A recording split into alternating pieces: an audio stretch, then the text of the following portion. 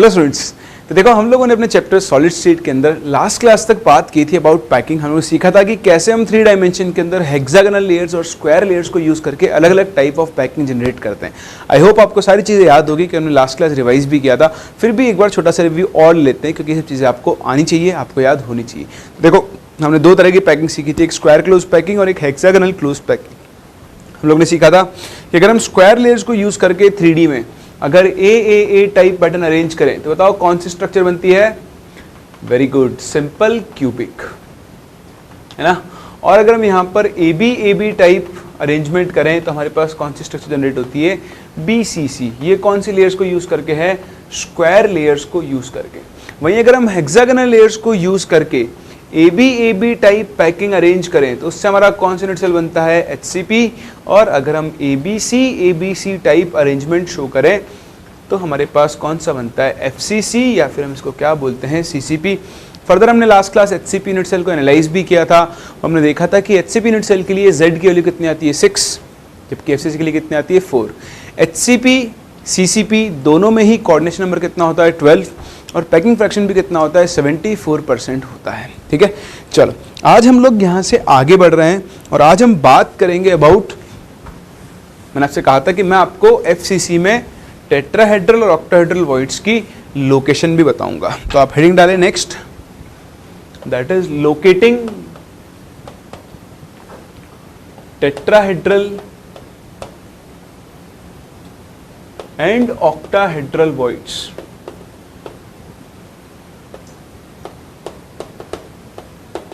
इन FCC structure. ठीक है, analyse तो हम किसी भी स्ट्रक्चर में कर सकते हैं, लेकिन इंपॉर्टेंट है हमारे लिए FCC स्ट्रक्चर में टेट्राहेड्रल और ऑक्टाहेड्रल वॉइड्स की लोकेशन। तो बहुत ध्यान से देखें, this is very very very important. सबसे पहले हम बात कर रहे हैं टेट्राहेड्रल वॉइड्स की। एक क्यूब में टेट्राहेड्रल वॉइड्स कहाँ पर प्रेजेंट होती हैं? तो उसके लिए आपको फिर से क्या करना पड़ेगा? पहले एक क्यूब बनाना पड़ेगा। तो आओ क्यूब बनाते हैं।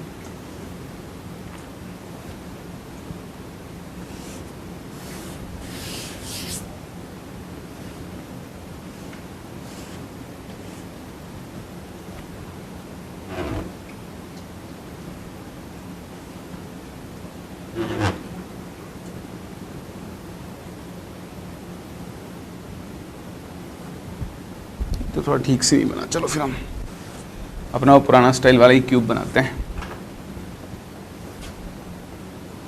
थोड़ा विजुलाइज करना, थोड़ा 3D में आपको इसको देखना पड़ेगा।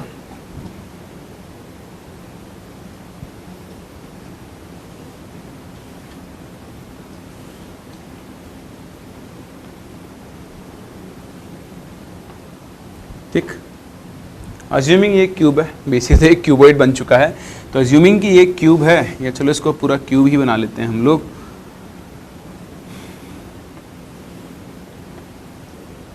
चलो अब तो ये क्यूब है ना। तो हम क्या कर रहे हैं, ध्यान से देखना। अगर हम एक FCC स्ट्रक्चर की बात करें तो FCC स्ट्रक्चर में क्या होता है? कॉर्नर पर आपके एटम्स होते हैं और हर फेस के सेंटर पर भी एटम्स होते हैं। तो मैं क्या कर रहा हूँ, इन दोनों कॉर्नर, इन दोनों फेस सेंटर एटम्स को बना रहा हूं। ठीक है, अगर मैं इनको मैच करूं तो ध्यान देना, आप इन तीनों को मैच कर लो, इन तीनों के सेंटर्स को मिला लो, तो देखो ये एक ट्रायंगल बनेगा।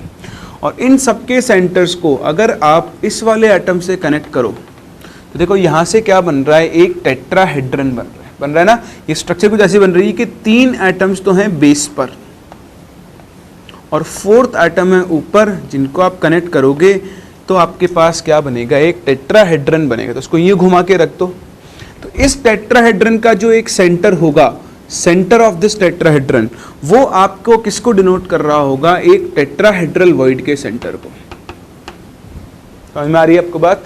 तो ये कॉर्नर के एटम्स और 2 फेस सेंटर के एटम्स को अगर आप मैच करो तो इन सबको मैच करने से एक टेट्राहेड्रन बन रहा है जिसका सेंटर यहाँ कहीं लाई कर रहा होगा। यहाँ भी मैंने बना दिया है, एक्चुअली इसका सेंटर क्या लाई कर रहा होगा? यहाँ कहीं बीच में लाई कर रहा होगा। सेम ऐसे ही आप यहाँ पर आओ, ये एटम, इस फेस के सेंटर का एटम और इस फेस के सेंटर का एटम। देखो यहाँ आपको थोड़ी ज़्यादा क्लैरिटी दिखेगी। तो ये 3 एटम तो मिलकर क्या बनाएंगे? टेट्राहेड्रन का बेस बनाएंगे।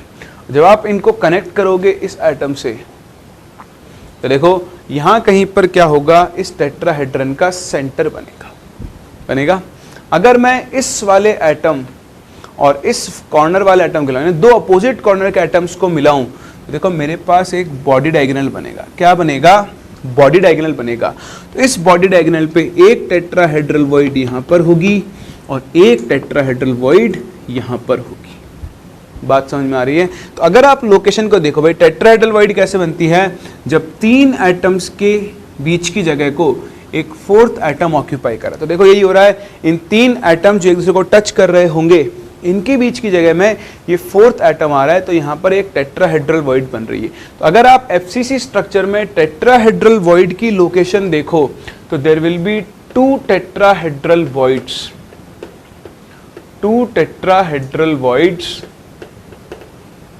Eight each body diagonal. तो सबसे पहली चीज तो आपको ध्यान रखनी है कि एक एफसीसी स्ट्रक्चर के अंदर क्या होता है, हर बॉडी डायगोनल पे कितनी टेट्राहेड्रल वॉइड्स होती है? 2 होती है। अब बताओ एक क्यूब के अंदर नंबर ऑफ बॉडी डायगोनल्स कितने होंगे? तो एक क्यूब में कितने बॉडी डायगोनल होते हैं? एक क्यूब में 4 बॉडी डायगोनल होते हैं ना। एक ये होगा इस कॉर्नर से इस कॉर्नर, दूसरा इस कॉर्नर से इस कॉर्नर, तीसरा इस कॉर्नर से इस कॉर्नर और चौथा इस कॉर्नर से इस कॉर्नर तक का। तो इस तरह से टोटल 4 बॉडी डायगोनल्स आपके पास होते हैं क्यूब के अंदर। अब बताओ अगर एक बॉडी डायगोनल पर 2 वॉइड्स हैं, तो बताओ total number of tetrahedral voids कितना होगा? तो total number of tetrahedral voids in FCC structure कितना होगा? 4 × 2 दैट इज 8। तो बात नंबर 1, हर बॉडी डायगोनल पे 2 टेट्राहेड्रल वॉइड्स होती है। बात नंबर 2, एक एफसीसी में टोटल 4 बॉडी डायगोनल है, तो total number of tetrahedral voids कितना आएगा? 4 × 2 8 आएगा। आपको याद है मैंने आपको एक फॉर्मूला सिखाया था कि अगर एक पैकिंग में n एटम्स हैं तो टेट्राहेड्रल वॉइड्स का नंबर होता है 2n। तो अगर हम एफसीसी की बात करें तो देखो एफसीसी में नंबर ऑफ एटम्स कितने होते हैं? 4। अगर नंबर ऑफ एटम्स 4 हैं तो बताओ टेट्राहेड्रल वॉइड्स कितनी होंगी? 8। देखो 8 आ रही टेट्राहेड्रल वॉइड्स, समझ में आ गया?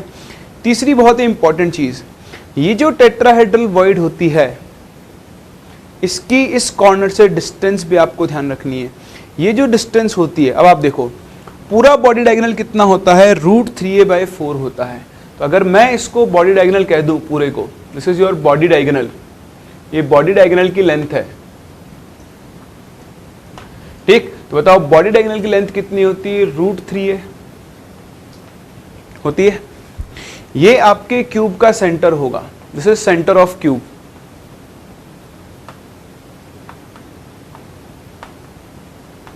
तो सेंटर ऑफ क्यूब से इस मिड पॉइंट पर एक टेट्राहेड्रल वॉइड होती है, इस मिड पॉइंट पर 2। तो एक टेट्राहेड्रल वॉइड ये है और एक टेट्राहेड्रल वॉइड ये है। तो अगर आप कॉर्नर से टेट्राहेड्रल वॉइड की डिस्टेंस की बात करो तो वो √3a/4 होगी। कितनी होगी? √3a/4। तो चाहे आप सेंटर से बात कर लो, सेंटर से भी √3a/4 होगा, या कॉर्नर से बात करो, तो डिस्टेंस जरूर ध्यान रखना। टेट्राहेड्रल वॉइड की कॉर्नर से डिस्टेंस कितनी होती है?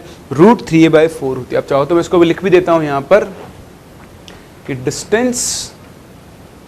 Distance of tetrahedral void from either centre और कॉर्नर ऑफ क्यूब कितनी होती है? √3a/4। That is body diagonal की जो लेंथ होती है उसका 1/4 डिस्टेंस पर क्या होता है?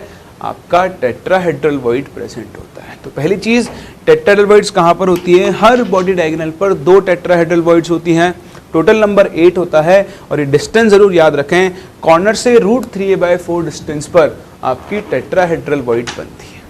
क्लियर? बनाओ, फिर हम बात करते हैं ऑक्टाहेड्रल वॉइड्स के बारे में।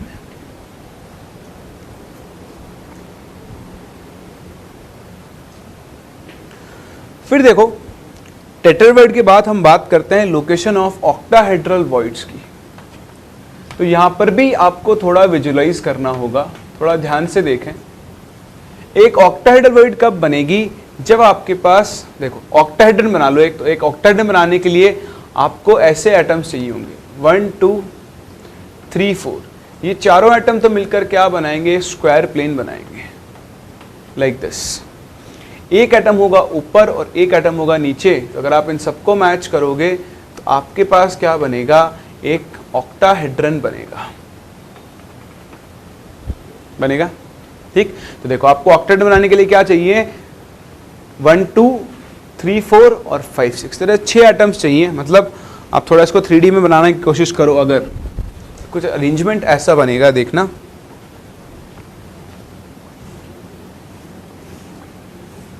इधर एक एटम, इधर एक एटम, इधर एक एटम, इधर एक एटम, ये एक एटम और ये एक एटम। तो आप जब इनके कॉर्नर्स को सबको मैच करोगे तो आपको क्या मिलेगा, एक ऑक्टाहेड्रन मिलेगा ना। तो आपको टोटल क्या चाहिए, देखो 6 एटम्स चाहिए, 1 2 3 4 5 6, एक ऑक्टाहेड्रन बनाने के लिए। तो आओ एक क्यूब के अंदर इस तरह का अरेंजमेंट ढूंढने की कोशिश करते हैं। उसके लिए फिर से हमें एक क्यूब बनाना पड़ेगा।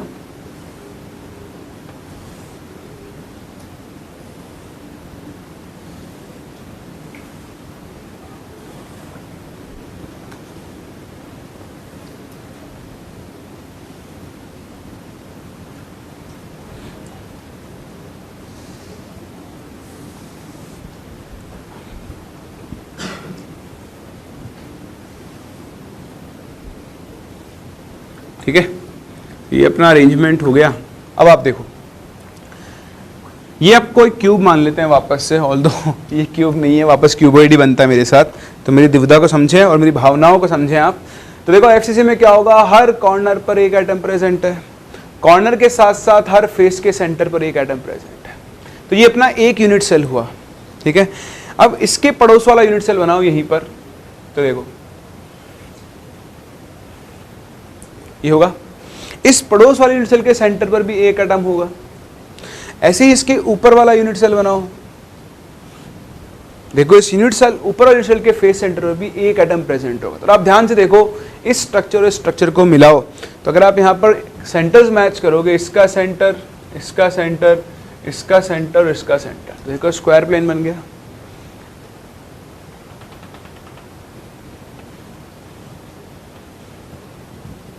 दिखाई दे रहा है। इन सबको अगर आप मिला दो तो मिलाने से आपको एक ऑक्टाहेड्रन बनता हुआ दिखाई दे रहा होगा। और इस ऑक्टाहेड्रन का सेंटर इस एज के सेंटर पर लाई करेगा। कहाँ लाई करेगा? एज के सेंटर पर। और जहां इसका सेंटर लाई करेगा वही आपकी कौन सी वॉइड होगी?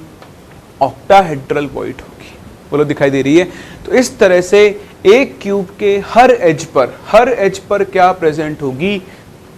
एक octahedral void present. This is very very very important location of voids. तो सबसे पहले तो हमें वॉइड्स कहां पर दिख रही हैं? एजेस के ऊपर। There is one octahedral void present. One octahedral void is present at each edge, sorry, at the center of each edge, at the center of each edge। ठीक है? तो देखो यहां से हम नंबर ऑफ ऑक्टाहेड्रल वॉइड्स निकालते हैं। Number of octahedral voids बताओ, ये हमने पहले भी सीखा हुआ है।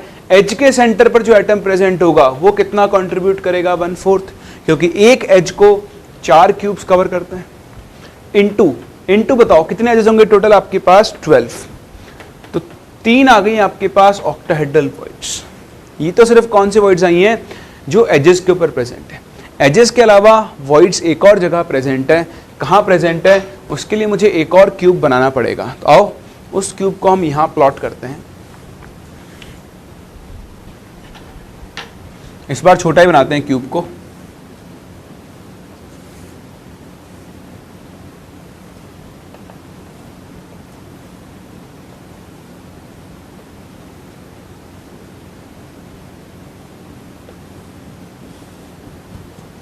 ठीक है, चलो अब आप सिर्फ उन एटम्स को देखो जो फेसेस के सेंटर पर प्रेजेंट है। कहां पर? फेस सेंटर्स पर। देखो एक एटम इस फेस पर, दूसरा इस फेस पर, तीसरा इस फेस पर, चौथा इस फेस पर, पांचवा इस फेस पर और छठा ये सामने वाले फेस पर। फिर से देखो, अगर आप यहां कनेक्ट करना शुरू करो तो ये तो बनाएगा आपका स्क्वायर प्लेन। बनाएगा। इनको कनेक्ट करो तो देखो फिर से क्या बन रहा है, एक ऑक्टाहेड्रन बन रहा है। बोलो बन रहा है ना। और इस ऑक्टाहेड्रन का सेंटर कहां पर लाई कर रहा है, at the centre of cube. So this is one octahedral void eight the centre of cube. कहां पर है, क्यूब के सेंटर के ऊपर ही क्या बन रही है, आपकी ऑक्टाहेड्रल वॉइड बन रही है। और ये जो ऑक्टाहेड्रल वॉइड होगी, this will be completely inside the unit cell.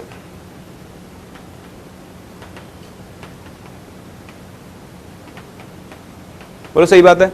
अगर ये यूनिट सेल कंप्लीटली इनसाइड होगी तो बताओ नंबर ऑफ ऑक्टाहेड्रल वॉइड्स कितना हो जाएगा, कितना हो जाएगा, 3 इधर थी, 1 इधर है, टोटल कितनी हो जाएगी, 4 ऑक्टाहेड्रल वॉइड हो जाएगी। तो देखो हमारा फॉर्मूला फिर से वैलिड हो चुका है। अगर किसी पैकिंग में n एटम्स हैं तो उसमें नंबर ऑफ ऑक्टाहेड्रल वॉइड्स कितनी होती हैं, n ही होती हैं। क्योंकि हम FCC की बात कर रहे हैं और FCC में 4 एटम्स होते हैं तो इसमें ऑक्टाहेड्रल वॉइड्स भी कितनी होंगी, टोटल 4। लोकेशन ध्यान रखना, एक तो क्या होती है, हर एज के सेंटर पर प्रेजेंट होती है। अगर आप डिस्टेंस देखो, ध्यान देना, एज वाले की डिस्टेंस देखो तो ये आपका एज है। अगर बताओ एज की लेंथ तो कितनी होती है, a, तो बताओ एक ऑक्टाहेड्रल की लेंथ कितनी होगी, a/2 होगी। और ये तो क्यूब के सेंटर पर प्रेजेंट है, तो अगर आपको कॉर्नर से क्यूब के सेंटर की डिस्टेंस निकालनी है तो वो कितनी होती है, √3a/2 होती है। ठीक, तो ये जो डिस्टेंस होगी सेंटर वाली वो कितनी होगी, √3a/2 होगी। तो location is very very very important. एक बार आप ये कॉपी कर लो। हम लोकेशन को समराइज करते हैं और फिर हम पहुंच चुके हैं एक और नए टाइप ऑफ क्वेश्चंस के ऊपर जो आपसे टेट्राहेड्रल वॉइड और ऑक्टाहेड्रल वॉइड्स की पोजीशन या फिर उनके अंदर प्रेजेंट एटम्स के ऊपर पूछे जा सकते हैं। आई बात समझ में? चलो कॉपी करो, फिर हम लोग इसको आगे डिस्कस करते हैं।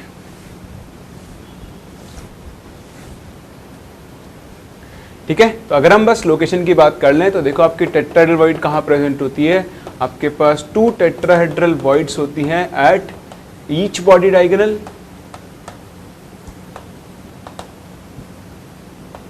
ठीक है, और जो ऑक्टाहेड्रल वॉइड्स प्रेजेंट होती है वो कहाँ कहाँ पर होती है बताओ, एक at the centre of each as,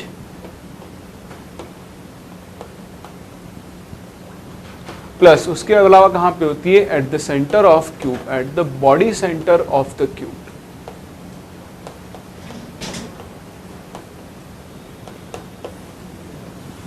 ठीक है, तो लोकेशंस आपको ध्यान रखनी है, नंबर निकालना आसान है। अगर वहां पर n एटम्स हैं तो 2n टेट्राहेड्रल वॉइड्स होंगी और n क्या होंगी, आपकी ऑक्टाहेड्रल वॉइड्स प्रेजेंट होंगी। तब आओ इनके ऊपर करते हैं एक टाइप ऑफ क्वेश्चन जो आपसे पूछे जा सकते हैं पैकिंग के अंदर। यहां पर क्या होगा, क्वेश्चन से ही बात करते हैं। ठीक, तो देखो ये आपका क्वेश्चन है।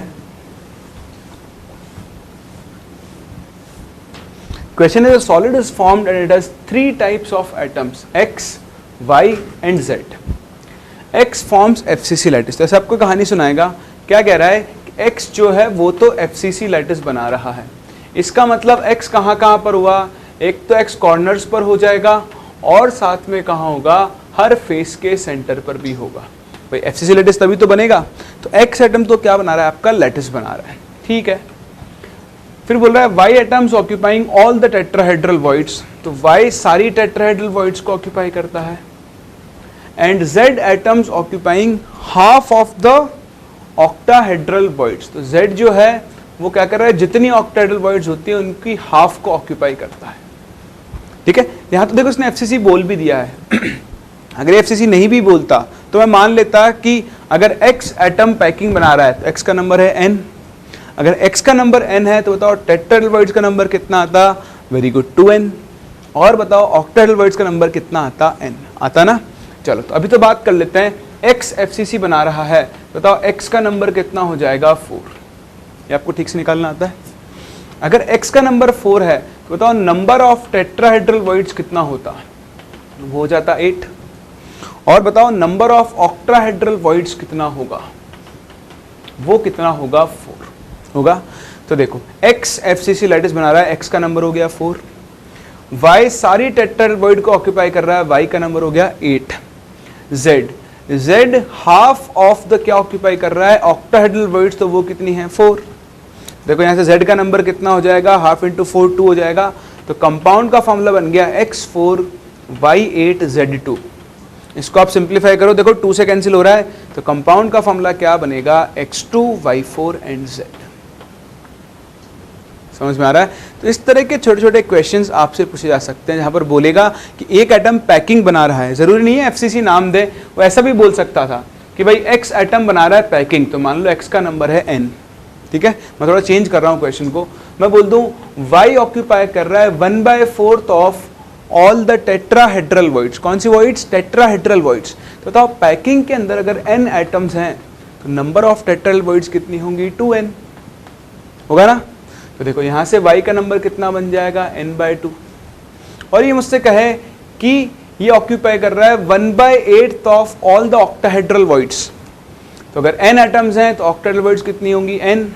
बताओ z का नंबर कितना बन जाएगा, n/8। अब आप कंपाउंड का फॉर्मूला लिखो, xn yn/2 zn/8। बोलो बनेगा n कैंसिल, 8 से मल्टीप्लाई करो तो कंपाउंड का फॉर्मूला क्या बनेगा, x8 y4 z। ये इस कंपाउंड का फॉर्मूला बन जाएगा, सही ना। तो इस तरह से आपसे खेलता रहेगा, कभी बोलेगा 1/3 ऑक्यूपाई कर ली है, कभी बोलेगा 1/4 ऑक्यूपाई कर ली है। तो कितनी भी ऑक्यूपाई करे, आपको तो सिंपल नंबर ऑफ एटम्स निकालने हैं और उससे आप कंपाउंड का फॉर्मूला कैलकुलेट कर सकते हो, एक टाइप। फिर मूव करते हैं इसके सेकंड टाइप के क्वेश्चंस के ऊपर। उन क्वेश्चन में क्या होगा, थोड़ी सी और शातिरगिरी दिखाएगा ये, मतलब आपको पैकिंग देगा और फिर उस पैकिंग में से एटम्स को गायब करवा देगा। कैसे, ध्यान से देखना इस क्वेश्चन को। कह रहा है crystal is made of particle x, y and z। ठीक, क्या क्या कह रहा है उसके आगे, कह रहा है कि x forms FCC packing, x forms FCC packing. ठीक है, तो ये x तो बना रहा है FCC पैकिंग, मतलब x का नंबर तो कितना हो गया, 4। फिर क्या कह रहा है, y occupies all octahedral voids of x। तो y जा रहा है सारी ऑक्टाहेड्रल वॉइड्स के अंदर, and z occupies all the tetrahedral voids. अब देखो इसने ट्विस्ट ला दिया, कह रहा है if all the particles along one body diagonal are removed. तो एक बॉडी डायगोनल के अलोंग सारे पार्टिकल्स इसने क्या कर दिए, रिमूव। तो अब आपको क्यूब की स्ट्रक्चर बनानी होगी। आओ यहां पर हम क्यूब बनाते हैं एक बार।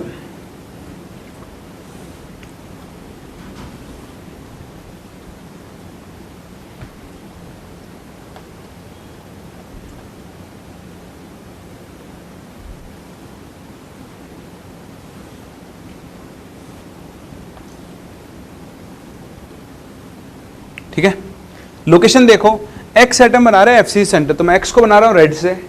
तो corner corner face centre face centre corner face centre corner corner face centre corner corner, ये फेस का सेंटर, पीछे वाले फेस का सेंटर, फ्रंट फेस सेंटर। ये सब तो हो गए x एटम्स। तो x एटम्स को मैं रेड सर्कल से दिखा रहा हूं, सही है।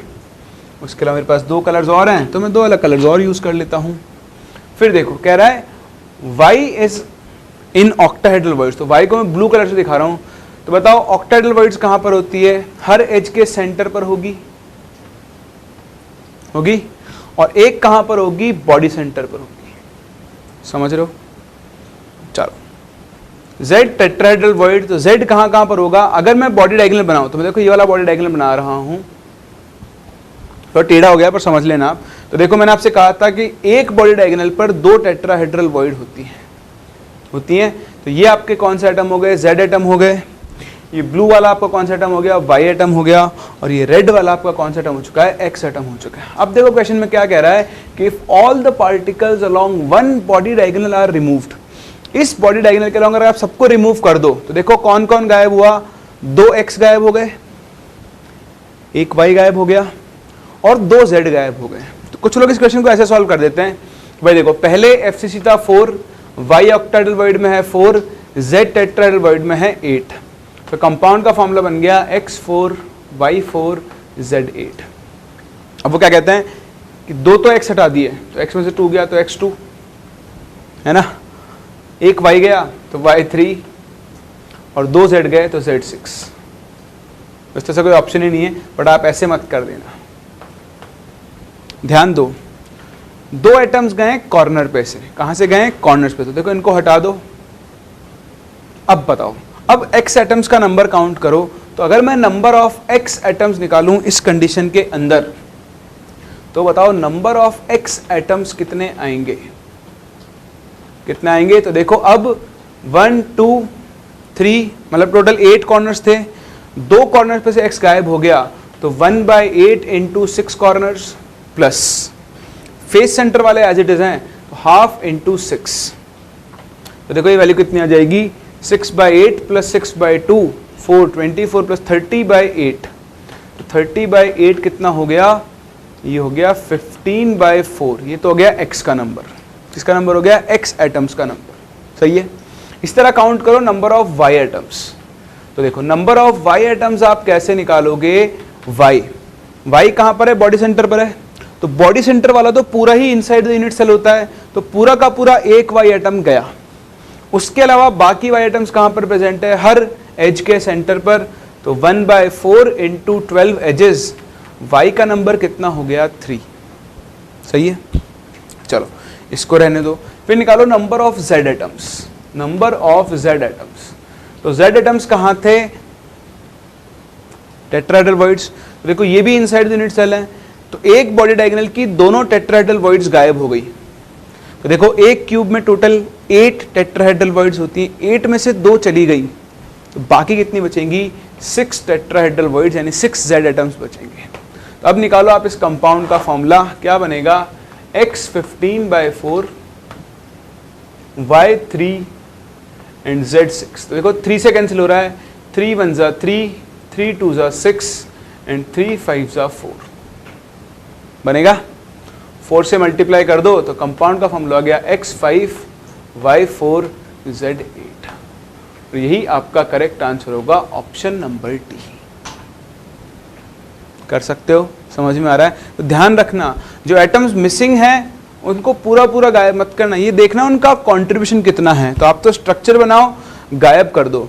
x कॉर्नर वाला था तो बाकी जितने कॉर्नर्स पर बचे और फेस सेंटर में बचे उनको काउंट कर लो।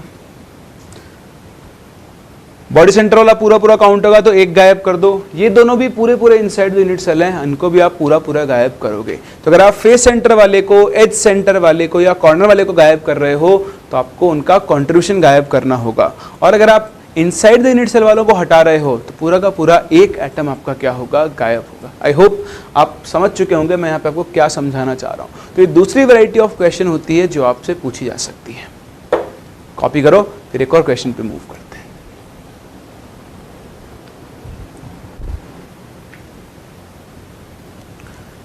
फिर देखो आपके लिए अगला क्वेश्चन।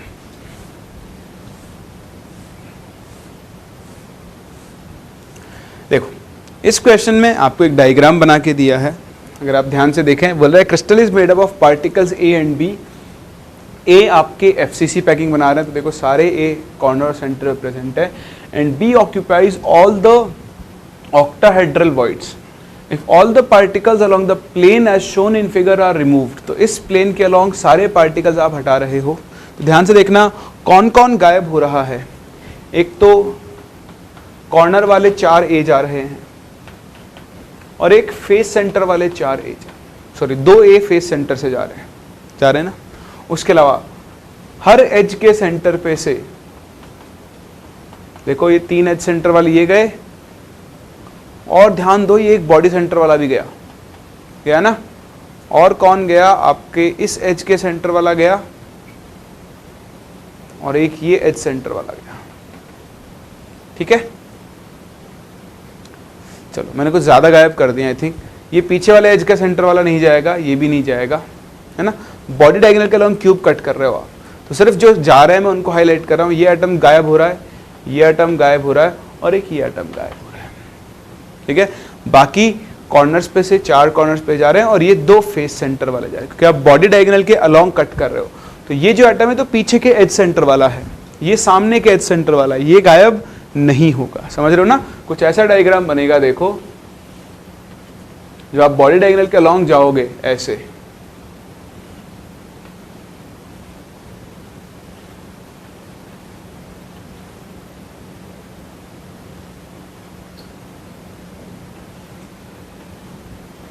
देखो ये आपके बॉडी डायगोनल के अराउंड कट होगा, तो ना तो इस एज का वाला जाएगा ना पीछे के एज वाला जाएगा, है ना, सिर्फ ये कॉर्नर जाएंगे चारों, इस फेस के सेंटर वाला, पीछे वाले फेस के सेंटर वाला, और एक बॉडी सेंटर पर जो है एक इस एज पर है और एक इस एज पर है। ठीक है, तो वो डायग्राम में आपको साफ साफ दिख ही रहा है, 3D डायग्राम आपके सामने बना हुआ है। अब आपको क्या करना है, जिनको हटाना है हटा दो, अब जो बचे उनको काउंट कर लो। तो सबसे पहले हम काउंट करते हैं नंबर ऑफ ए एटम्स। तो काउंट करो, देखो कॉर्नर वाले ये गिन लो, तो 4 कॉर्नर गए, टोटल 8 कॉर्नर्स थे, तो कितने बचे, 4 कॉर्नर्स और बचे, तो 1/8 इंटू 4 कॉर्नर एटम्स, प्लस उसके अलावा 2 फेस सेंटर वाले गए, तो 4 फेस सेंटर बचे, तो 1/2 इंटू 4 फेस सेंटर वाले हो गए आपके पास, हो गए। तो नंबर निकालो, देखो कितना आएगा, ये बचेगा 1/2 प्लस ये बनेगा 2, 2 प्लस 1/2 कितना हो गया 5/2। तो नंबर ऑफ ए एटम्स हो गए 5/2, सही है। अब आप निकालो number of B atoms, number of B atoms. तो देखो बी एटम्स कहाँ कहाँ से गए, देखो बॉडी सेंटर वाला तो पूरा पूरा गया, उसको तो हटा दो। टोटल कितने एजेस थे आपके पास, 12 एजेस में से 2 एजेस पर से एटम्स चले गए, बताओ कितने एजेस बचे, 10, और हर एज वाला कितना कंट्रीब्यूट करता है 1/4, दैट इज 5/2। तो बस हो गया फॉर्मूला, ए का नंबर 5/2 बचा, बी का नंबर 5/2 बचा, बताओ कंपाउंड का फॉर्मूला क्या बन जाएगा, ए बी। कर सकते हो। तो ये रिमूवल वाले क्वेश्चंस थोड़े ध्यान से करना, इन जनरल ये क्वेश्चंस पूछ लिए जाते हैं और ये बहुत आसान होते हैं। जिसको हटाया है उसको उड़ा के जो बाकी बच गए उनके नंबर आप काउंट कर लो, आपको डायरेक्ट उस कंपाउंड का फॉर्मूला मिल जाएगा। बस कभी भी पूरे एटम गायब मत कर देना, जितने एटम हैं उनके कंट्रीब्यूशन से काउंट करना। तो ये थी आपके कुछ क्वेश्चंस जो कि बेस्ड थे on the location of octahedral and tetrahedral voids. समझ रहे हो। अब हम क्या करेंगे, अभी हम जब आयनिक क्रिस्टल्स पढ़ेंगे तो वहाँ पर इनकी लोकेशन आपकी बहुत ज़्यादा काम में आती हैं, इसलिए लोकेशन को ध्यान रखें। हर सेंटर के, हर एज के सेंटर पर एक ऑक्टाहेड्रल वॉइड होती है और बॉडी सेंटर पर ऑक्टाहेड्रल वॉइड होती है। हर बॉडी डायगोनल के दोनों कॉर्नर्स पर, मतलब मिड पॉइंट्स पर, है ना, मतलब ऐसे बोल दो, हर बॉडी डायगोनल पर 2 टेट्राहेड्रल वॉइड होती है जो कॉर्नर से √3/4 डिस्टेंस पर होती है। क्लियर। चलो एक और क्वेश्चन का आप आंसर कॉपी करो, फिर हम लोग बढ़ते हैं आगे और हम एक और नया टर्म सीखेंगे, that is called limiting radius ratio. Copy करो, फिर हम लोग आगे बढ़ते हैं।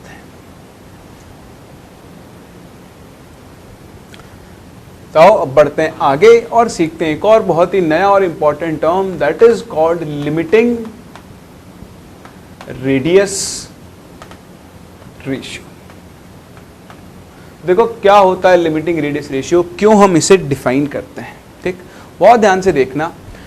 क्या होता है इन जनरल, अभी हम आगे चलकर आयनिक क्रिस्टल्स बनाएंगे, तो इन जनरल क्या होता है, ये आपने पढ़ा भी होगा कि कैटायन साइज में छोटा होता है और एनायन साइज में क्या होता है, बड़ा होता है।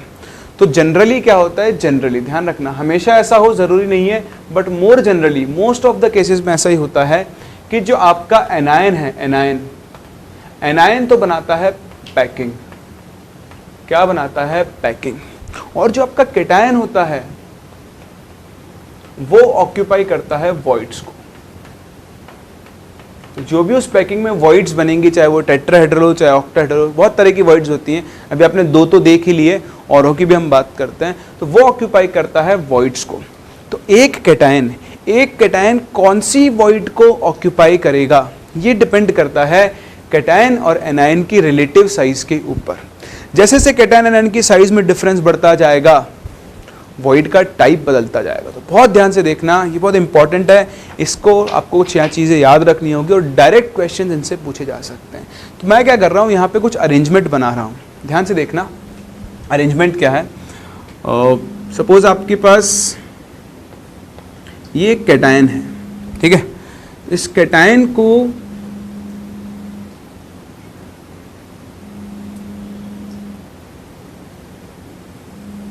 ऐसे 3 एनायंस ने सराउंड किया हुआ है, तो ये एनायन, ये एनायन, ये एनायन, सही है। चलो इसी का मैं दूसरा अरेंजमेंट बना रहा हूं, ये आपका कैटायन है, तो कुछ ऐसे बनाता हूं, ये 3 एनायंस हैं,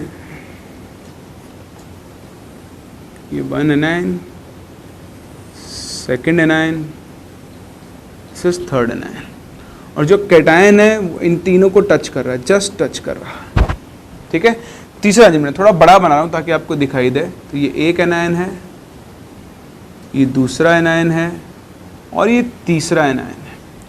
और जो कैटायन है, कैटायन, वो कैटायन साइज में इतना छोटा है, इतना छोटा कि वो इन तीनों में से किसी भी एनायन को टच नहीं कर रहा है। क्या नहीं कर रहा है?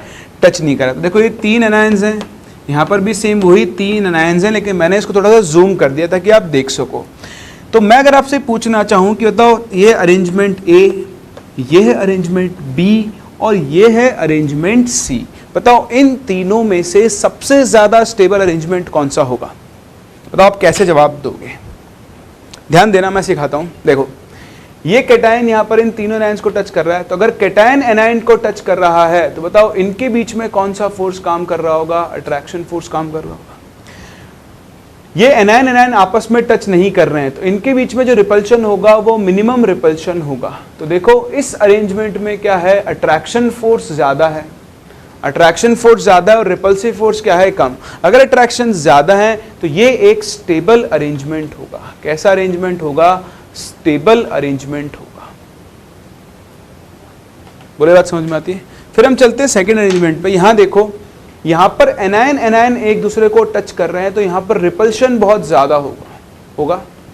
लेकिन साथ में कैटायन क्या कर रहा है? सारे एनायंस को भी टच कर रहा है। देखो तो यहां पर साथ में क्या होगा?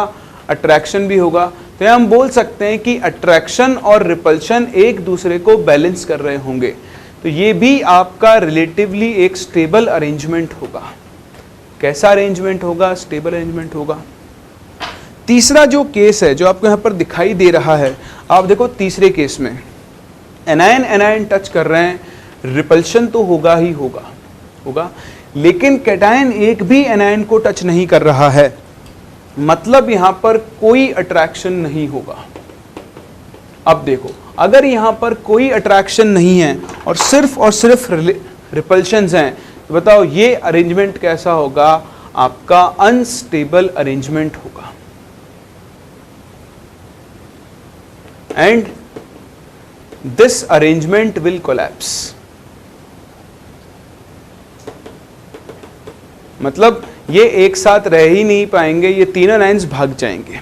ऐसा क्यों हो रहा है? क्योंकि जो कैटायन है उसका साइज इतना छोटा है कि वो इनमें से एक भी एनायन को टच नहीं कर पा रहा है। मतलब कैटायन कभी स्पेस को ऑक्यूपाई करेगा ही नहीं, क्योंकि तीन एनायन आपस में इस तरह से टच करके नहीं रह पाएंगे। तो देखो ये तीन पॉसिबल अरेंजमेंट्स होते हैं।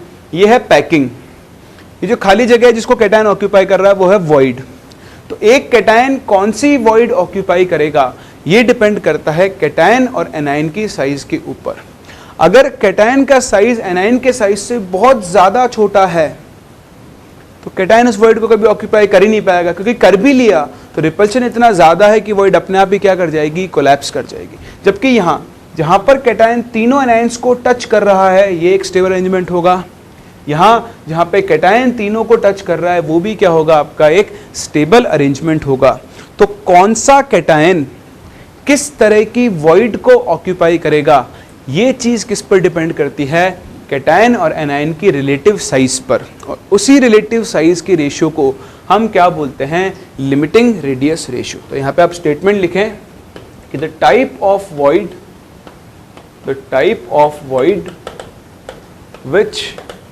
which a cation will occupy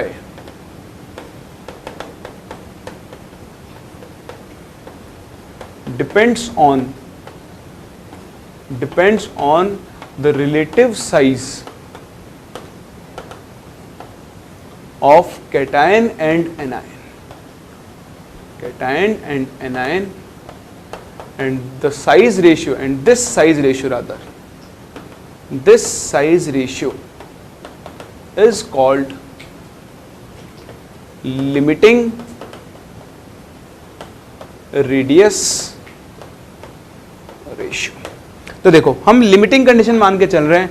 limiting condition मतलब हम बी पोजीशन को लेकर चल रहे हैं। बी कंडीशन को मतलब जब कैटायन जस्ट टचेस या cation occupies the void occupies the void without distortion। समझना मैं क्या कहना चाह रहा हूं, समझाता हूं। देखो मैं आपको, हम लिमिटिंग की जब बात करते हैं हम क्या बोलते हैं, कैटायन वॉइड को इस तरह से ऑक्यूपाई कर रहा है कि वो वॉइड को डिस्टॉर्ट नहीं कर रहा है। देखो वॉइड यहां डिस्टॉर्ट हो गई है, यहां डिस्टॉर्ट नहीं है, तीनों टच कर रहे हैं, वॉइड बनी, उसके अंदर कैटायन आके फिक्स हो गया। So this is limiting condition.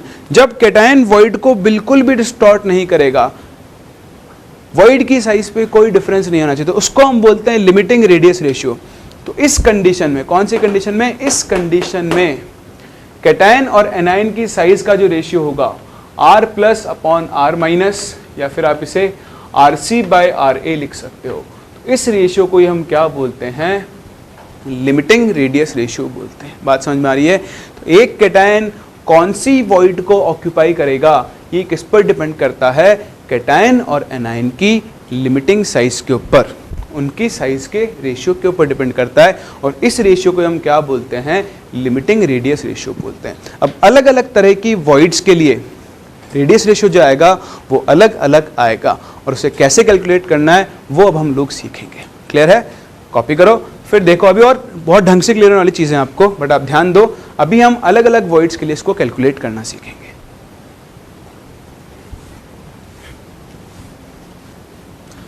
तो देखो सबसे पहले हम बात करेंगे ट्राइंगुलर वॉइड्स के बारे में। कौन से वॉइड्स के बारे में? ट्राइंगुलर वॉइड्स के बारे में। तो देखो सबसे पहले हम बात करते हैं ट्राइंगुलर वॉइड्स के बारे में। कौन सी वॉइड्स के बारे में? ट्राइंगुलर वॉइड्स के बारे में।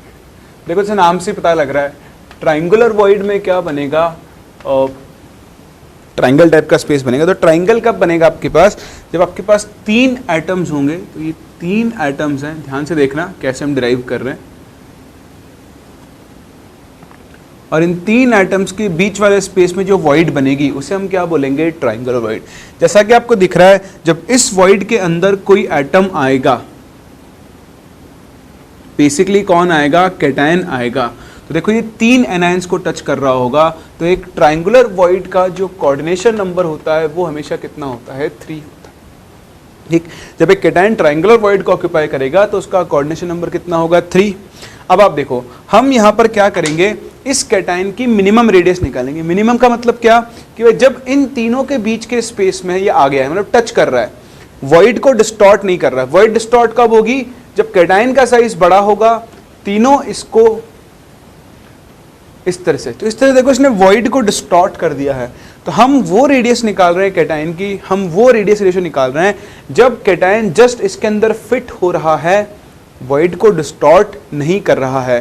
तो हम मिनिमम कंडीशन में बात कर रहे हैं, मिनिमम रेडियस ऑफ कैटायन, कि वो इस वॉइड को ऑक्यूपाई कर ले। अगर कैटायन इससे छोटा हो गया तो फिर ये वाला केस बन जाएगा, जब आपकी वॉइड कैसी होगी, अनस्टेबल होगी। याद है ना, हमने थोड़ी देर पहले डिस्कस किया था इस चीज को। चलो तो उसी के हिसाब से हम बात कर रहे हैं। देखना क्या करेंगे हम, बहुत आसान है भाई। देखो ये है आपका एनायन, ठीक, तो आप इन तीनों के सेंटर को मिलाओ। तो इनके सेंटर को मिलाओगे तो आपको एक इक्विलेटरल ट्राइंगल मिलेगा। कौन सा ट्राइंगल, इक्विलेटरल ट्राइंगल, क्योंकि ये डिस्टेंस भी twice of radius of anion होगी, ये भी twice of radius of anion होगी, ये भी twice of radius of anion होगी। अब मैं यहाँ पर इंटरेस्टेड हूँ, देखो कौन से पार्ट में, इस वाले पार्ट में। आप क्या करो, इसके सेंटर को इस कैटायन के सेंटर से मिलाओ। तो देखो ये डिस्टेंस RA और ये डिस्टेंस हो जाएगी RC होगा, और यहाँ से एक परपेंडिकुलर ड्रॉप कर दो ऐसे, ठीक। इसको बोलो O, इसको बोलो A, और इस पॉइंट को बोलो B। तो यहाँ पर आपके पास एक ट्राइंगल बन रहा है, दैट ट्राइंगल इज AOB। क्योंकि हम यहाँ परपेंडिकुलर ड्रॉप कर रहे हैं तो ये एंगल आपका 90 डिग्री है। बताओ ये एंगल अगर आपका 90 डिग्री है तो ये एंगल कितना होगा, 30 डिग्री होगा। क्योंकि देखो इक्विलेटरल ट्राइंगल का ये एंगल 60 डिग्री होगा, तो ये इसका एंगल बाइसेक्टर है, ये 30 डिग्री। और देखो ये रेडियस कितनी है, RC प्लस RA के इक्वल, ये वाली लेंथ, ये रेडियस ऑफ एनायन और ये रेडियस ऑफ कैटायन। और देखो ये लेंथ कितनी है, ये है RA के इक्वल। देखो सेंटर से इसकी सर्कमफेरेंस की डिस्टेंस है ना। तो अब क्या हो गया आपके पास, AO डिस्टेंस हो गई RC प्लस RA के इक्वल, AB डिस्टेंस हो गई RA के इक्वल। अगर ये 30 एंगल है तो देखो ये हो गया परपेंडिकुलर, ये हो गया बेस, ये हो गया हाइपोटेन्यूज। आप इस पर cos 30 का फॉर्मूला लगाओ। द cos 30, cos थीटा किसके इक्वल होगा, बेस अपॉन हाइपोटेन्यूज, तो R A upon R C plus R A होगा। बताओ cos 30 कितना होता है, √3/2 होता है, होगा। इसको अरेंज करो, उल्टा कर लो, तो देखो आप R C plus R A upon R A की वैल्यू कितनी लग सकते हो, 2/√3 होता है 1.732 होगा। इससे डिवाइड करो तो देखो वैल्यू क्या बनेगी, R C upon R A plus 1 is equal to बन गया 2/1.732 बनेगा। इसको थोड़ा और सॉल्व करो, तो सॉल्व करोगे तो आपको R C by R A की वैल्यू मिलेगी 2/1.732 minus 1, that is R C by R A हो गया कितना, 2 - 1.732, तो 2 - 1.732 कितना आ जाएगा, 863, 0.368 अपॉन 1.732। और इस वैल्यू को आप कैलकुलेट करोगे ना तो ये वैल्यू आपके पास आएगी 0.155, कितनी आएगी, 0.155। यानी एक ट्रायंगुलर वॉइड में फिट होने के लिए कैटायन एनायन की साइज का रेशियो कितना होना चाहिए, 0.155 होना चाहिए। अगर कैटायन की साइज इससे कम हुई तो फिर वो ट्रायंगुलर वॉइड को ऑक्यूपाई नहीं कर सकता है। आई बात समझ में, तो बहुत सिंपल है, ट्रायंगुलर वॉइड बनाओ, एंगल्स देखो, आप R C by R A calculate कर सकते हो। तो ही कैलकुलेशन, हमें ये वैल्यू याद रखनी होगी। अभी तो मैं आपको डिराइव करके दिखा रहा हूँ, फिर लास्ट में हम एक टेबल बनाएंगे, वो टेबल आपको एज इट इज याद रखनी होगी। कॉपी करो, फिर हम बात करते हैं टेट्राहेड्रल वॉइड के बारे में। फिर देखो जो सेकंड अपनी वॉइड है वो कौन सी वॉइड होगी, टेट्राहेड्रल वॉइड। तो अब टेट्राहेड्रल वॉइड में आप थोड़ा सा ध्यान से देखना, जैसा हम लोगों ने सीखा था। बताओ टेट्राहेड्रल वॉइड कब बनती है, जब आपके पास जो 3 एटम्स होंगे, ये नीचे वाले 3 एटम्स है ना, एक लेयर के 3 एटम्स के बीच वाले गैप को कौन सा एटम ऑक्यूपाई करेगा, 4th एटम इस तरह से ऑक्यूपाई करेगा। ठीक है, तो मैं थोड़ा बड़ा बना दे, 4 मतलब सॉरी ऑक्यूपाई नहीं करेगा, हाँ 4th एटम जब इसके ऊपर आएगा ऐसे। ठीक है, इन चारों से मिलकर वॉइड बनेगी। और अब जो कैटायन आएगा वो इन सबके बीच में आएगा, कुछ इस तरह से आएगा। तो जो कैटायन होगा वो इस वॉइड के सेंटर पे लाई कर रहा होगा। तो थोड़ा सा आप ध्यान से देखना, ठीक है, पीछे वाला एटम, ये तीनों मिलकर तो बनाएंगे आपका ट्रायंगुलर बेस, और इनको आप कनेक्ट करोगे तो ये बनेगा आपका टेट्राहेड्रन। ठीक है, तो मैं क्या कर रहा हूं, मैं इस टेट्राहेड्रन के सेंटर से इन दोनों पॉइंट्स को कनेक्ट कर रहा हूं। ठीक है, तो देखो ये पॉइंट बना O, ये बना A और ये बना B। तो मैं यहां से उठा रहा हूं इस ट्राइंगल को, जिस ट्राइंगल का नाम क्या है, OAB। सही है, अगर आप ध्यान से देखो ये AO डिस्टेंस, ये रेडियस ऑफ एनायन प्लस ये क्या बन जाएगी, रेडियस ऑफ कैटायन। तो ये वैल्यू RC प्लस RA के इक्वल है। सही है, अब मैं क्या कर रहा हूं, ध्यान से देखना, O से इस पॉइंट पर एक परपेंडिकुलर ड्रॉप कर रहा हूं। तो ये जो परपेंडिकुलर है, बताओ ये डिस्टेंस किसके इक्वल होगी, रेडियस ऑफ एनायन के इक्वल होगी। सही है, टेट्राहेड्रल का ये जो इंटरनल एंगल था ये था 109 डिग्री 28 मिनट। तो बताओ ये जो अंदर वाला एंगल बना ये कितना हो जाएगा, 109 डिग्री 28 मिनट बाय 2। बोलो बनेगा, बस यहां पे लगा दो साइन रूल। बताओ साइन, ये एंगल लगाऊं, ये थीटा, तो ये हो गया परपेंडिकुलर, ये हो गया बेस और ये हो गया हाइपोटेन्यूज। बताओ साइन 109 डिग्री 28 मिनट बाय 2 किसके इक्वल होगा, तो होता है perpendicular upon base, perpendicular is RA upon base is RC plus RA। और कैलकुलेट कर सकते हैं, यहां से जब आप RC बाय RA की वैल्यू निकालोगे तो वो वैल्यू आएगी 0.225। कितनी आएगी, 0.225।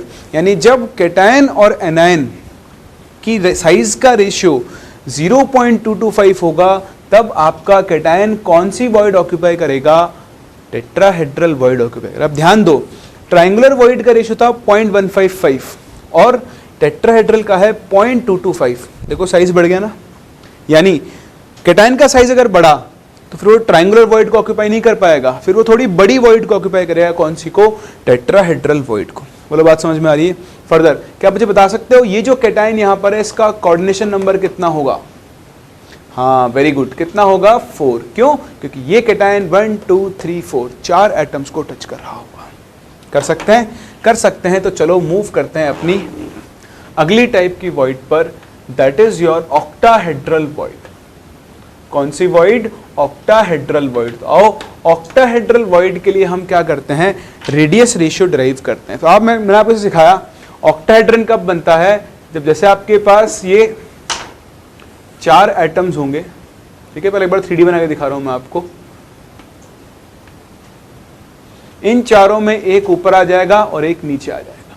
तो इनको जब आप मैच करोगे ऐसे सेंटर्स को, तो देखो आपके पास एक ऑक्टाहेड्रन बनता है। इसलिए इस वॉइड को हम कौन सी वॉइड बोलेंगे? ऑक्टाहेड्रल वॉइड, ठीक है। तो आप इसको अगर ऊपर से देखो तो होगा क्या? ऑक्टाहेड्रल वॉइड के अंदर ऐसे 4 एटम्स होंगे,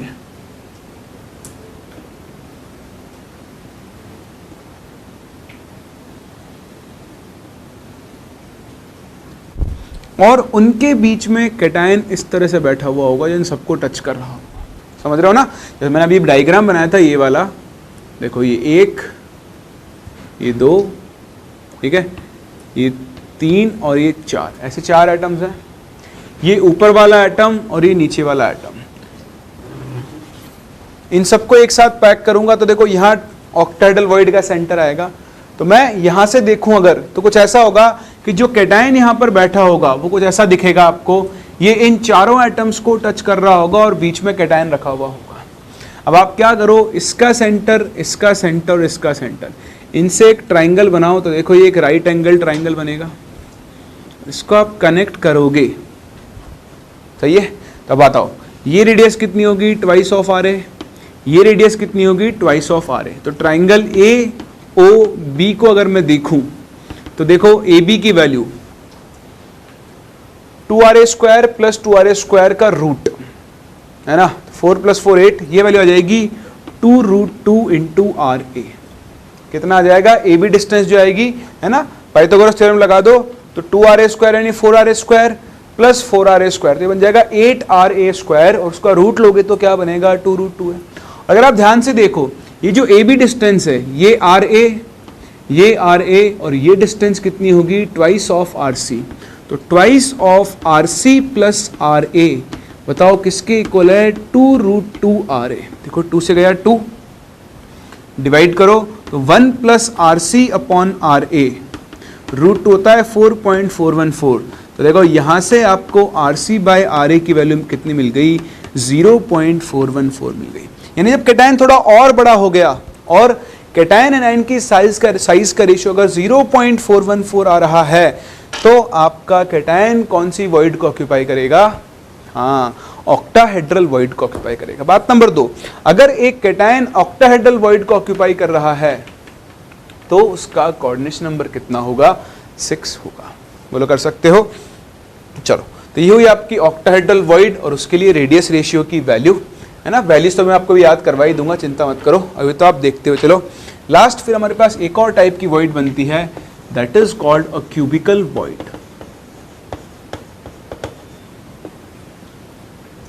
ठीक है, क्यूबिकल वॉइड में क्या होगा? नाम से पता लग रहा है, यहां पर आपके पास एक क्यूब बनेगा। चलो एक क्यूब बनाते हैं।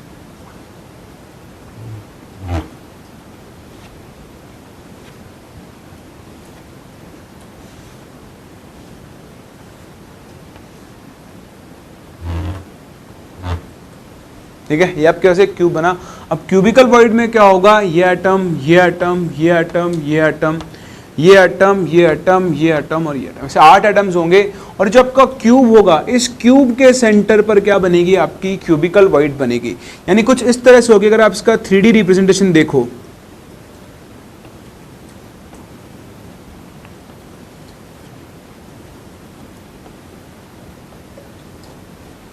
और यहां बीच में आपका कैटायन बैठा हुआ होगा। अगर आप ध्यान से देखो, बॉडी डायगोनल के अलोंग क्या हो रहा होगा? आपका कैटायन लाई कर रहा होगा, और बॉडी डायगोनल के अलोंग एनायन, कैटायन, एनायन एक दूसरे को क्या कर रहे होंगे? टच कर रहे होंगे। तो उस केस में अगर हम कनेक्शन देखें तो देखो हमारे पास एक चीज बन रही है सिंपल सी, कि ये आपका बॉडी डायगोनल है। बॉडी डायगोनल की लेंथ तो आप जानते ही हो कितनी होती है? √3a होती है ना। तो यहाँ पर a क्या होगा, देखो ये एटम आपस में टच कर रहा है, इस क्यूब की जो एज लेंथ है वो twice of radius of anion के बराबर होगी। तो √3 × 2ra, ये तो क्या होगी बॉडी डायगोनल की लेंथ। अब इस बॉडी डायगोनल के अलोंग क्या है, एक तो है एनायन, बीच में क्या है आपका कैटायन, और फिर इधर कौन है एनायन, है ना। तो आप देखो ये डिस्टेंस कितनी RA, ये डिस्टेंस कितनी ट्वाइस ऑफ RC, और ये डिस्टेंस कितनी RA।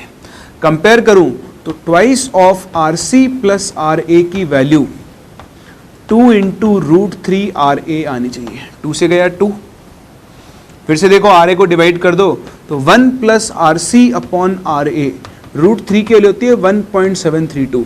तो यहाँ से क्यूबिकल वॉइड के लिए RC/RA की वैल्यू कितनी आ गई 0.732।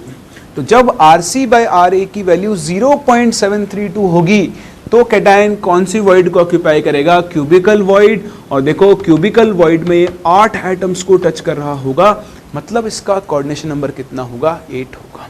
तो ये तो इस तरह से ट्रायंगुलर, टेट्राहेड्रल, ऑक्टाहेड्रल और क्यूबिकल वॉइड्स आपके पास फॉर्म होती है।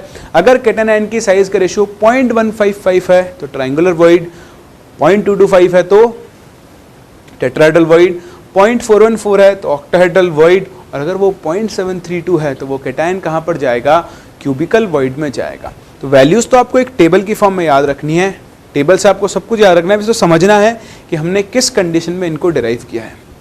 कॉपी करो, फिर बात करते हैं जो चीज आपको याद रखनी है उसकी।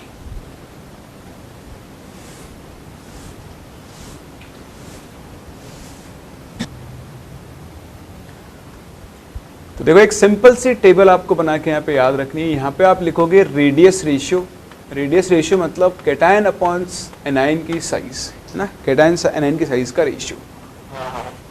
यहाँ पर आप बात करोगे वॉइड की, टाइप ऑफ वॉइड, और यहां बात करोगे उस वॉइड में कोऑर्डिनेशन नंबर ऑफ कैटायन।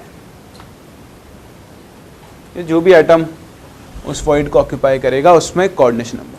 तो आप थोड़ा सा ध्यान देना कि इक्वालिटी कहां पर आती है, क्या चीज, इक्वालिटी। अगर आपका रेडियस रेशियो 0.155 से कम है, मतलब 0 से लेकर 0.155 के बीच में है, तो ऐसे 0 तो कभी होगा ही नहीं, फिर भी 0.155 से छोटा है, अभी अपने आपने प्रूव किया था ट्रायंगुलर वॉइड के लिए RC/RA कितना आना चाहिए 0.155। तो उस केस में आपका जो कैटायन होगा वो लीनियर वॉइड को ऑक्यूपाई करेगा और कोऑर्डिनेशन नंबर कितना होगा 2। अगर आप अरेंजमेंट देखना चाहो तो कुछ ऐसा होगा, 2 एनायंस के बीच में आपका कैटायन आ चुका होगा इस तरह से। This type of void is called linear void, और इसका कोऑर्डिनेशन नंबर कितना होगा 2। समझ रहे हो, मतलब कंपाउंड की लीनियर स्ट्रक्चर होगी। फॉर एग्जाम्पल BeCl2, जब आप BeCl2 को देखो तो बेरिलियम 2 क्लोरीन के बीच में फिट होता है, समझ रहे हो। चलो सेकंड, अब देखना इक्वालिटी। इक्वालिटी यहां पर बहुत इंपॉर्टेंट है कि इक्वालिटी कहां पे आ रही है। अगर RC/RA की वैल्यू 0.155 के इक्वल या उससे ज्यादा है और 0.225 से कम है, जो आपकी वॉइड बनेगी वो कौन सी वॉइड होगी, ट्रायंगुलर वॉइड। मतलब कैटायन ट्रायंगुलर वॉइड को ऑक्यूपाई करेगा और उसका कोऑर्डिनेशन नंबर कितना होगा 3। समझ में आ रहा है। अगर सेम चीज बताओ टेट्राहेड्रल वॉइड के लिए हमने मिनिमम वैल्यू कितनी निकाली थी 0.225। तो अगर 0.225 के इक्वल या उससे बड़ा है और 0.414 से छोटा है, बताओ कौन सी वॉइड आएगी, टेट्राहेड्रल वॉइड आएगी। कौन सी वॉइड आएगी, टेट्राहेड्रल वॉइड आएगी। और अगर टेट्राहेड्रल वॉइड आएगी तो कोऑर्डिनेशन नंबर कितना होगा 4। सही है, आगे चलो। फिर इक्वालिटी, RC/RA की मिनिमम वैल्यू अगर 0.414 है और 0.732 से कम है तो कौन सी वॉइड बनेगी, ऑक्टाहेड्रल वॉइड बनेगी और कोऑर्डिनेशन नंबर कितना हो जाएगा 6। सिमिलरली अगर आपके पास RC/RA की वैल्यू 0.732 के इक्वल है और 1 से छोटी है, 0.732 से 1 के बीच में है, तो जो वॉइड बनेगी वो कौन सी वॉइड बनेगी, क्यूबिकल वॉइड बनेगी। क्यूबिकल वॉइड, या अगर आप ध्यान से देखो तो क्यूबिकल वॉइड को हम बॉडी सेंटर्ड स्ट्रक्चर भी बोल सकते हैं। तो उसका कोऑर्डिनेशन नंबर कितना होगा 8। एंड फाइनली अगर आपके पास RC बाई RA की वैल्यू हो गई 1, जैसे RC बाई RA 1 होता है, जो स्ट्रक्चर होता है वो आइडल FCC बनेगा। कैसा बनेगा? Ideal FCC। और कोऑर्डिनेशन नंबर कितना होगा उस केस में 12। सही है। तो क्वेश्चंस में आपको मिनिमम के हिसाब से करना होगा। किसके हिसाब से करना होगा? मिनिमम के हिसाब से। ट्राइंगुलर वॉइड के लिए मिनिमम वैल्यू कितनी है? 0.155, जो वैल्यूज हमने डराइव की हैं। टेट्राहेड्रल के लिए कितनी है? 0.225, ऑक्टाहेड्रल के लिए 0.414, क्यूबिकल के लिए 0.732 और आइडल FCC के लिए कितना होगा? 1। तो टेबल आपको एज इट इज़ याद रखनी है। इक्वालिटी का आपको यहाँ पर ध्यान रखना है और फिर इसके ऊपर बहुत सारे वैरायटी ऑफ क्वेश्चंस बनते हैं। उन क्वेश्चंस को हम लोग नेक्स्ट क्लास कवर करेंगे। तो आज के लेक्चर में बेसिकली हमने यहाँ पे बात की है वॉइड्स के बारे में, वॉइड्स की लोकेशन की बात की है ना, उनके ऊपर हमने कुछ क्वेश्चंस भी किए थे फॉर्मूले वाले, और उसके बाद हमने देखा कि रेडियस रेशियो क्या होता है, what is limiting radius ratio, कैसे हम उसे कैलकुलेट करते हैं, और एज अ रिजल्ट हमको ये टेबल याद रखनी होगी। तो आप इसको कॉपी करें, अच्छे से याद करें। नेक्स्ट क्लास हम मिलते हैं, यहाँ से आगे कंटिन्यू करते हैं। पहले हम रेडियस रेशियो के ऊपर कुछ क्वेश्चंस करेंगे और फिर मूव करेंगे स्ट्रक्चर ऑफ आयनिक कंपाउंड्स पे। कुछ इंपॉर्टेंट आयनिक कंपाउंड्स हैं जिनकी स्ट्रक्चर आपको याद रखनी होती है। तो मिलते हैं नेक्स्ट क्लास और यहाँ से आगे कंटिन्यू करते हैं।